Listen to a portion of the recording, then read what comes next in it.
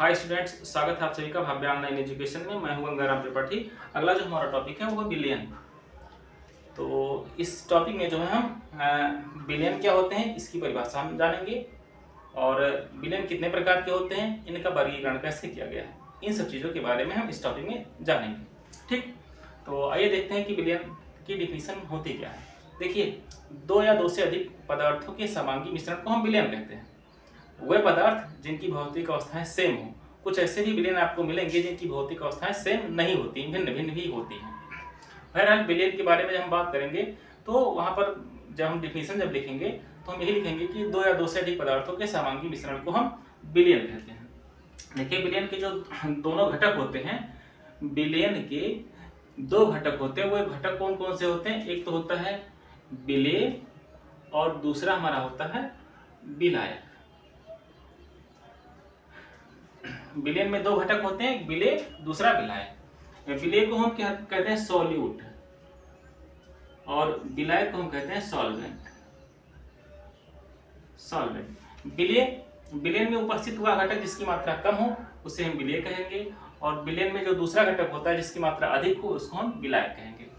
और भी हम तरीके से पहचान कर सकते हैं कि कौन सा विलेय है या विलायक है। जैसे किसी भी विलेय में जो है, विलेय का वह घटक जो विलेय में गायब हो जाए उसे हम कहेंगे विलेय, और जो हमको दिखाई देगा, जो घटक दिखाई देगा उसको हम कहेंगे विलायक। मतलब विलेय जो दो घटकों से मिलकर के बना हुआ है, विलेय और विलायक, वह घटक जो गायब हो जाए उसको हम कहेंगे विलेय, और जो दिखाई दे उसको हम कहेंगे विलायक।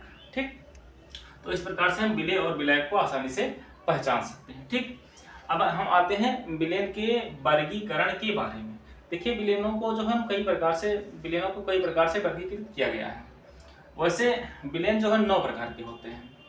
उनकी भौतिक अवस्थाओं के आधार पर जब हम विलेय को वर्गीकृत करते हैं तो विलेय 9 प्रकार के होते हैं। तो विलेय का वर्गीकरण कर लेते हैं। सबसे पहले जान लेते हैं भौतिक अवस्था के आधार पर, यानी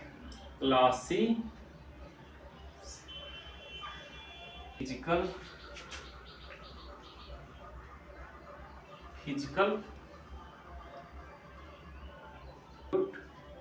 एंड सॉल्वेंट। मतलब भौतिक विलेय तथा विलायक की भौतिक अवस्थाओं के आधार पर वर्गीकरण।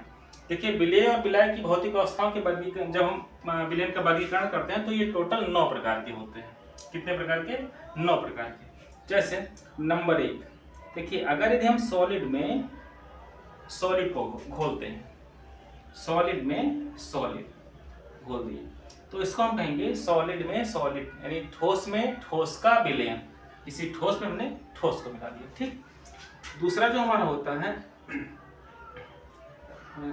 सॉलिड इन लिक्विड, ठोस में द्रव का विलयन। तीसरा जो हमारा होता है सॉलिड इन गैस। मतलब अगर एक ठोस में ठोस को मिलाते हैं तो सॉलिड, यानी ठोस में ठोस का विलयन। अगर यदि हम ठोस में द्रव को मिलाते हैं तो हम कहेंगे सॉलिड इन लिक्विड, यानी ठोस में द्रव का विलयन। अगर यदि हम किसी गैस में सॉलिड को मिलाते हैं तो हम कहेंगे सॉलिड इन गैस, यानी ठोस में गैस का विलयन। ठीक, ऐसे अगर यदि हम लिक्विड में सॉलिड मिला दें, ये हमारा चौथा हो गया। पांचवा लिक्विड प्लस लिक्विड। जो हमारा छठवां है वो लिक्विड प्लस गैस। जो हमारा सातवां है वो गैस प्लस सॉलिड। जो हमारा आठवां है वो है गैस प्लस लिक्विड। जो हमारा 9वां है वो है गैस प्लस गैस। गैस का सॉल्यूशन, जैसे हमारी जो वायुमंडलीय गैसें होती है, हाइड्रोजन, नाइट्रोजन, कार्बन डाइऑक्साइड आदि इन गैसों का जो मिश्रण होता है उसको हम गैस में गैस का विलयन कहते हैं। ठीक, तो इस तरह से आप इन 9 प्रकार के विलयनों के बारे में आप जान चुके हो।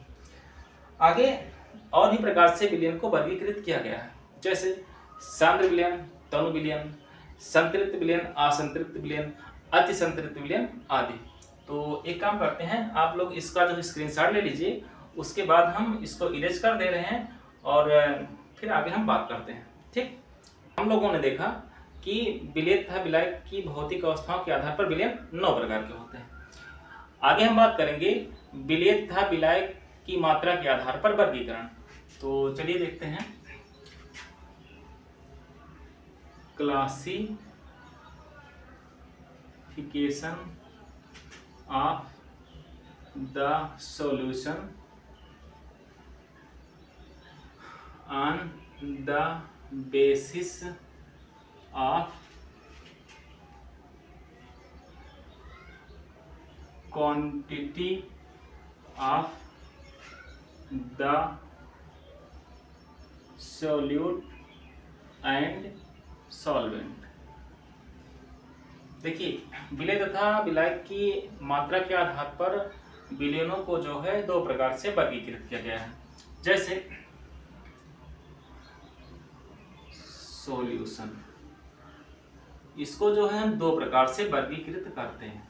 ठीक, जैसे पहला जो हमारा वर्गीकरण है, इसमें हम विलयन को पढ़ते हैं, एक तो सांद्र विलयन, सांद्र विलयन, और दूसरा हम पढ़ते हैं तनु विलयन। देखिए विलयन, देखिए सांद्र विलयन को हम कहते हैं कंसंट्रेट सॉल्यूशन, कंसंट्रेट सॉल्यूशन। तनु विलयन को हम कहते हैं dilute solution, dilute solution.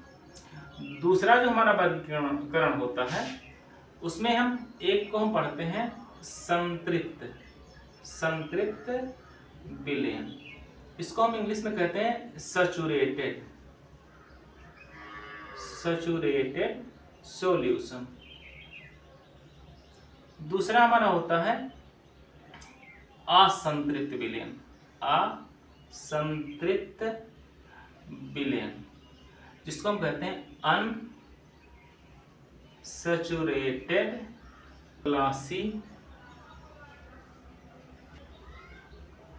Quantity of dilute solution.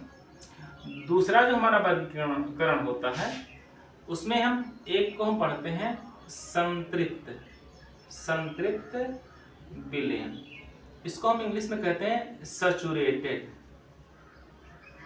Saturated solution.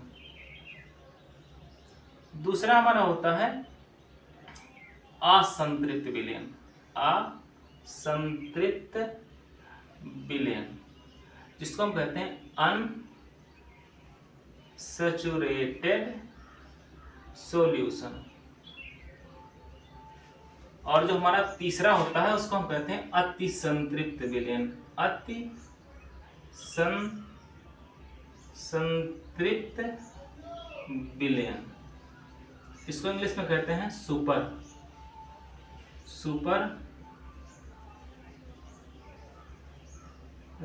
Saturated solution. ठीक, तो आइए हम देखते हैं कि सांद्र विलयन क्या होता है, तनु विलयन क्या होता है, संतृप्त विलयन क्या होता है, असंतृप्त विलयन क्या होता है और अतिसंतृप्त विलयन क्या होता है।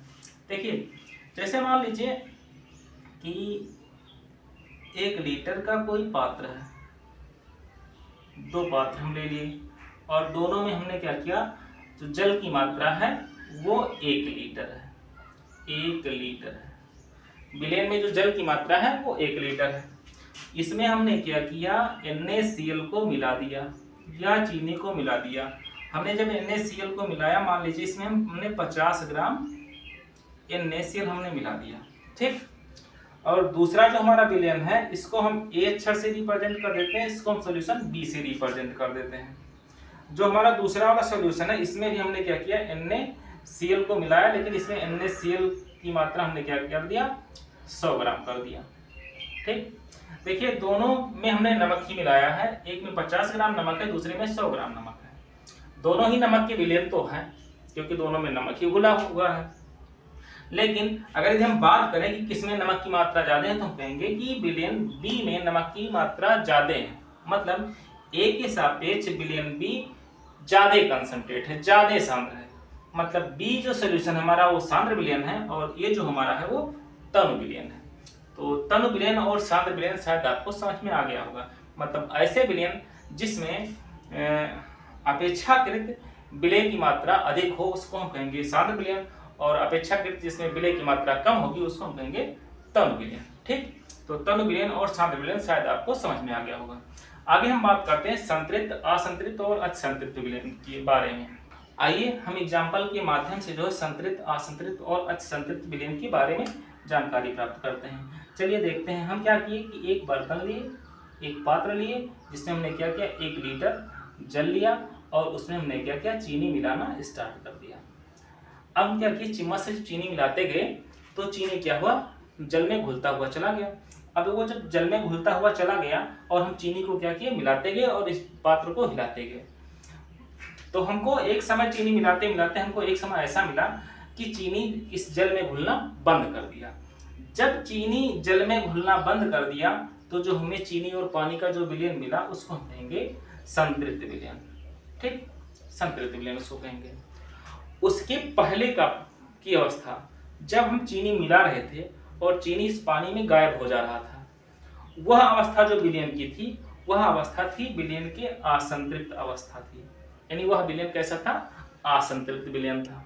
ठीक, तो आपको संतृप्त और असंतृप्त विलयन तो शायद क्लियर हो गया होगा। अब हम बात करते हैं अतिसंतृप्त विलयन के बारे में। देखिए जब हम चीनी को पानी में हम मिलाते गए और एक समय ऐसा आया कि चीनी घुलना बंद कर दिया तो हम कहेंगे कि वो हमारा विलयन जो है वो संतृप्त विलयन हमको मिल गया। अब हम क्या करेंगे चीनी को और मिला दें, तो चीनी को और मिलाएंगे तो चीनी घुलेगा नहीं। अब उस चीनी की मात्रा को घोलने के लिए हम क्या करते हैं उसको हम थोड़ा सा हीट कर देते हैं। आग पर रख करके उसको हम थोड़ा सा हीट कर देंगे और जब हम उसको हीट करेंगे तो क्या होगा चीनी फिर से गायब हो जाएगी। जब यानी अगर यदि हम विलय को और अधिक मात्रा में घोलने के लिए अगर यदि हमको विलयन को हीट करना पड़े तो उसके बाद जो हमको विलयन प्राप्त होगा उस विलयन को हम कहेंगे अतिसंतृप्त विलयन या सुपर सैचुरेटेड सॉल्यूशन।